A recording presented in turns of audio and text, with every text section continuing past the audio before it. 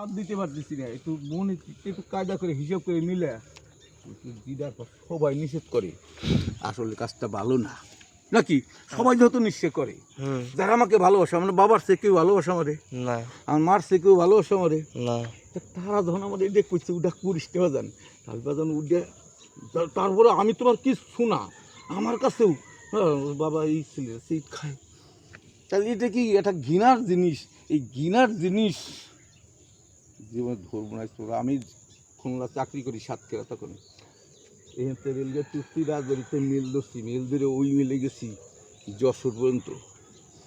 রেলগাড়িতে অনেক সিট খাইতেছে, আমি খাইতেছি, বুম খাওয়া খাইতেছি, আমি স্টার সিগারেট খাইতাম। এক লোক, একটা ছোট্ট একটা মেয়েটা স্টুডেন্ট, আঙ্কেল খালি করছে আঙ্কেল, আমি টের পেয়ে গেছি এই ধুঁয়েটা ওর অ্যাকশন করতেছে।